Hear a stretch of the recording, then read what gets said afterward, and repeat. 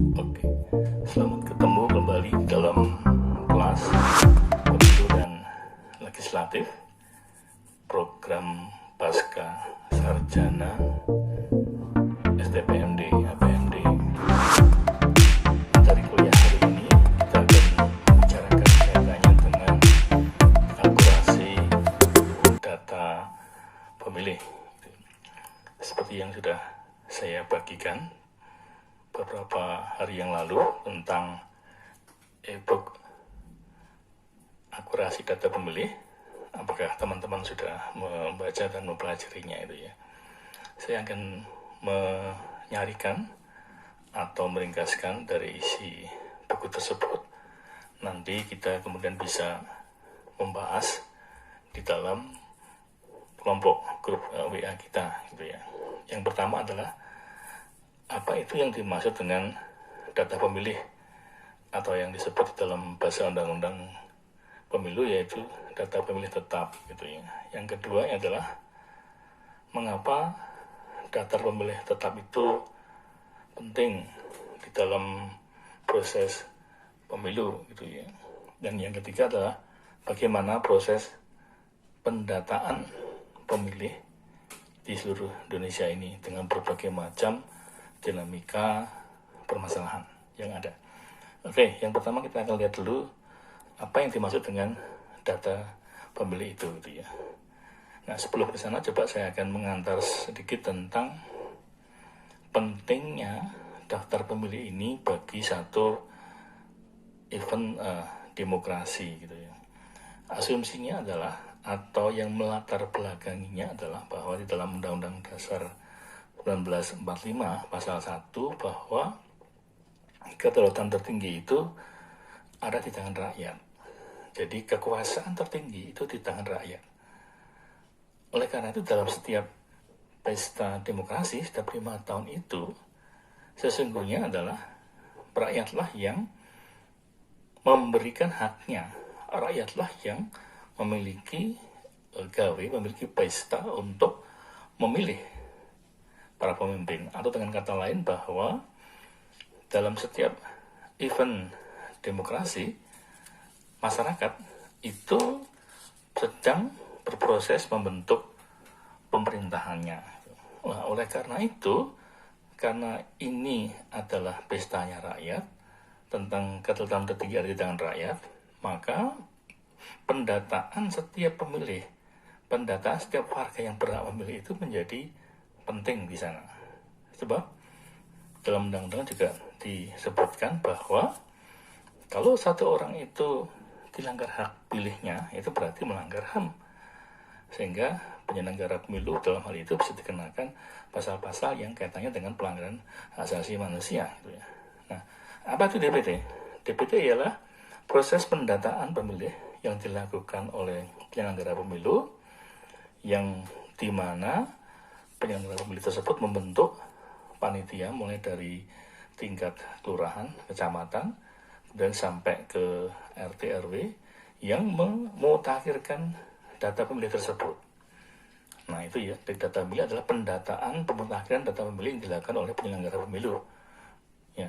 Nah setelah diputakhirkan tersebut, maka penyelenggara pemilu menetapkan yang disebut daftar pemilih tetap itu.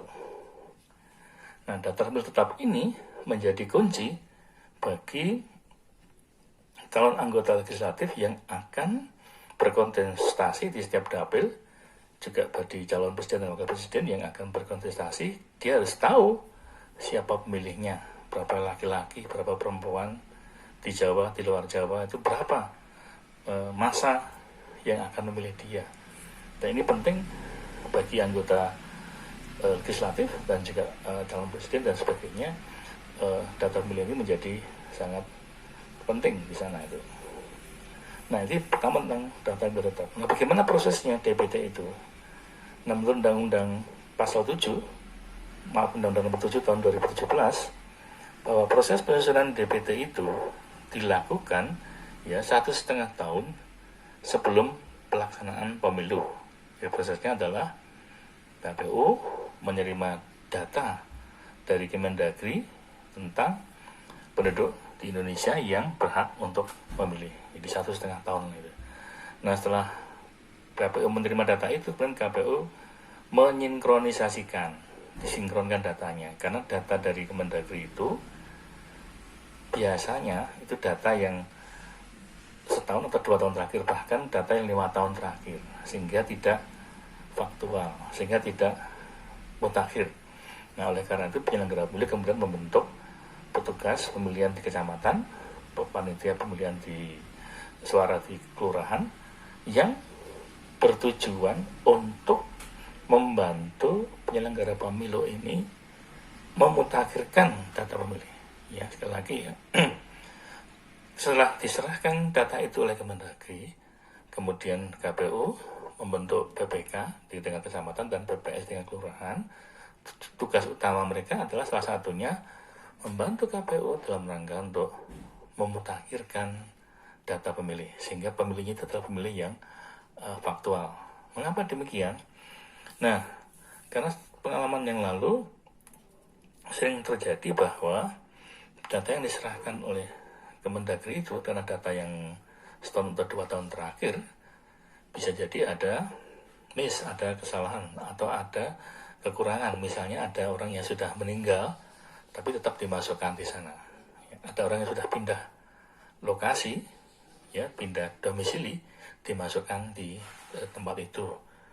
Nah, dalam undang-undang disebutkan bahwa orang yang sudah meninggal jelas tidak memiliki hak pilih, atau orang yang sudah pindah tempat itu hak pilihnya pindah ke tempat yang lain, bukan ke tempat di mana dari asalnya itu, gitu ya. Dan juga ada pemilih yang yang lain, gitu ya. Nah, itu tentang DPT, gitu ya. Prosesnya adalah demikian. Nah, kemudian yang berikutnya, yang kedua adalah mengapa daftar pemilih tetap itu penting dalam setiap pemilu. Nah, dalam setiap pemilu itu selalu yang dipermasalahkan oleh partai politik atau calon-calon yang kalah itu adalah tentang akurasi data pemilih ini. Oh ya, tadi saya sebutkan bahwa di dalam teorinya itu, dalam proses pendataan pemilih itu ada dikenal dengan teori pendataan secara periodik, ya. Dan ada yang kedua, teori pendataan secara berkelanjutan. Di Orde Baru yang lalu, selama 32 tahun telah diadakan pendataan secara periodik. Jadi setiap 5 tahun itu baru diadakan pendataan. Nah, setelah era Orde Baru, pasca Orde Baru, pendataan itu dilakukan secara berkelanjutan. Oleh siapa? Memang haknya menurut undang-undang dilakukan oleh Kemendagri. Dalam ini adalah Dirjen Disdukcapil. KPU hanya kemudian mensinkronkan dengan data terkini. Mengapa demikian? Karena tadi ditemukan ada banyak masalah, data-data itu tidak valid, datanya itu orang yang tidak ada dan seterusnya, sehingga perlu dimutakhirkan data itu, sehingga pemilih di setiap pemilu adalah pemilih yang benar-benar ada orangnya dan tinggal di tempat di mana sesuai dengan KTP-nya, gitu ya. Nah, kemudian dalam proses pendataan itu ada yang dikenal dengan dengan teori sistem stem cell, ya, stem cell aktif dan stem cell pasif, ya. Stem cell aktif itu yang dimaksud ialah di mana penyelenggara pemilu itu setelah menerima data dari Kemendagri mengumumkan, ya, ke publik melalui koran, melalui media di kelurahan, kecamatan, dan media sosial tentang nama-nama pemilih, calon pemilih. Maka disebut dengan istilah daftar pemilih sementara. Jadi selama 7 hari penyelenggara pemilu itu mengumumkan, ya, melalui media resmi dan juga media sosial, ya, tentang nama-nama, dan itu transparan, semua terbuka semua. Selama 7 hari diumumkan terus menerus.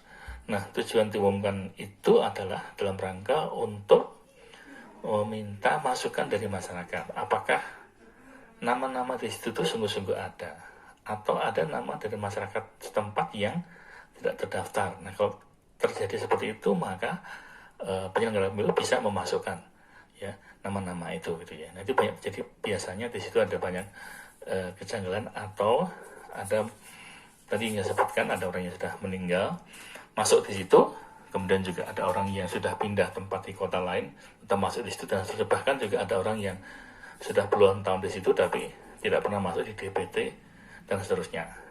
Nah kemudian setelah 7 hari itu namanya sel-sel aktif ya. Sel-sel aktif itu yaitu di mana penyelenggara pemilu mengumumkan, mendata, yaitu aktif artinya.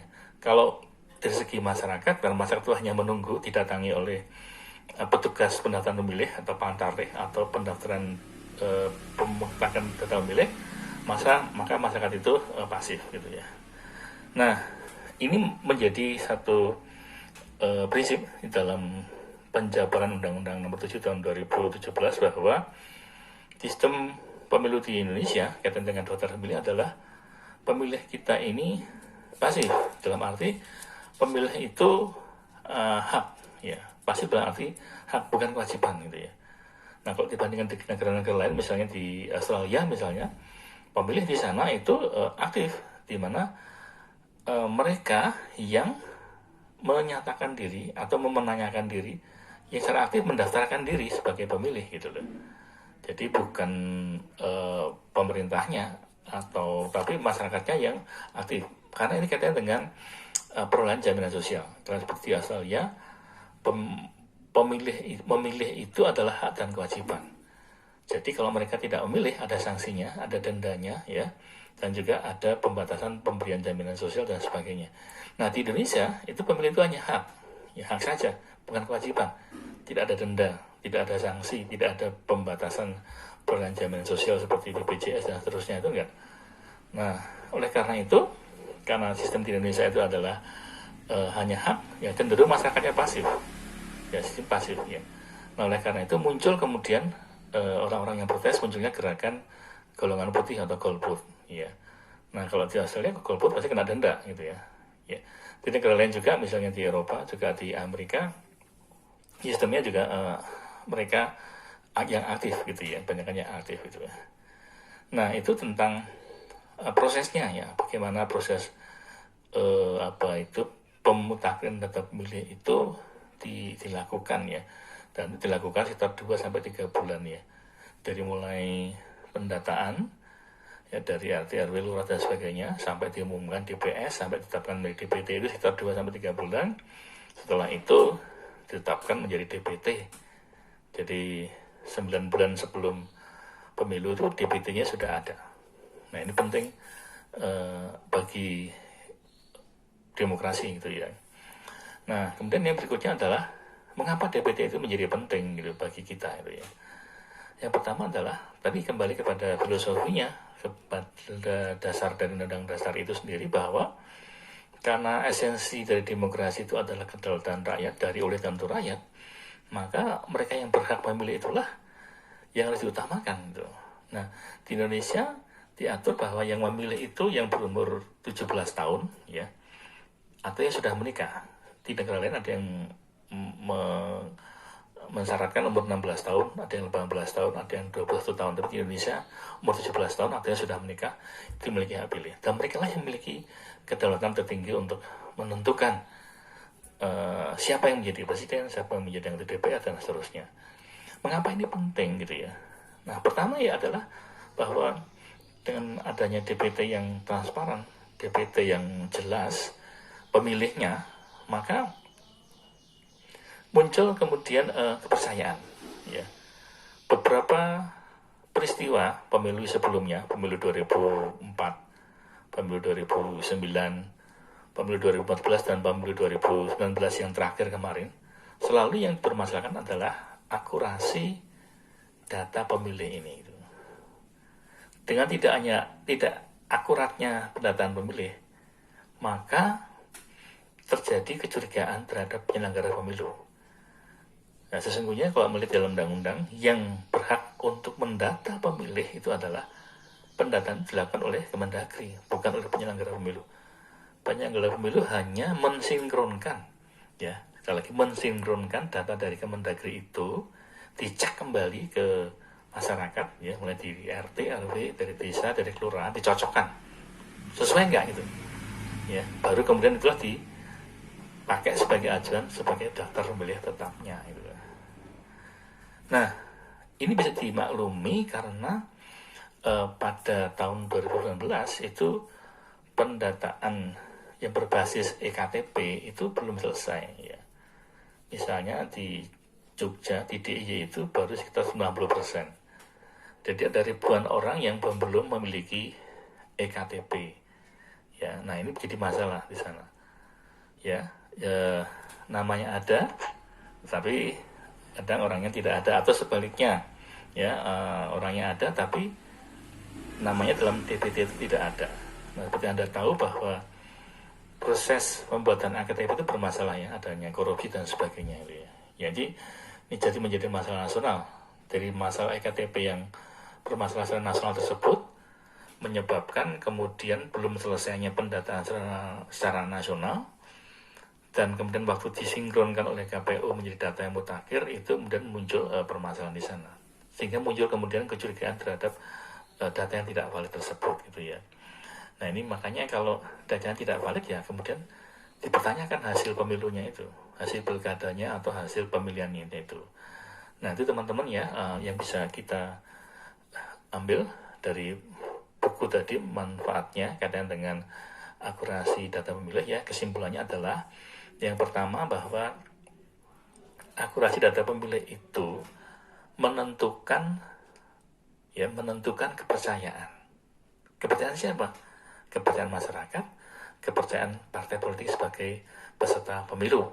Nah kalau itu mereka percaya, muncul yang kedua, yaitu bahwa hasil pemilu, hasil pilkada itu akan terlegitimasi, dipercaya, karena datanya itu bukan dimanipulasi gitu ya. Apakah ada data yang dimanipulasi? Oh ada. Di tempat yang lain misalnya yang pada waktu pemilu pilkada orangnya tidak ada, tapi karena pada waktu pemilu ada orang yang nyalon di situ, tiba-tiba penduduknya bertambah di sana. Nah itu jadi masalah juga gitu ya, di luar Jawa sana itu ya. Jadi itu yang kedua, bahwa data yang akurat itu menimbulkan kepercayaan, dan kepercayaan itu menimbulkan kemudian legitimasi atau keabsahan. Dan yang ketiga, mengapa muncul masalah sampai hari ini bahwa data pemilih itu belum selesai? Ya tadi, semoga pada pemilihan yang akan datang itu akan diselesaikan jikalau ada kerjasama dari pihak-pihak pengambil kebijakan, dalam ini pemerintah, DPR, dan juga sebagai pembuat undang-undang untuk mendata kembali. Nah demikian yang bisa kami sampaikan ya. Tugas teman-teman adalah membuat satu pertanyaan kaitan dengan e-book akurasi data pemilih ya. Silakan Anda buat dan kita diskusikan bersama-sama. Tuhan berkati.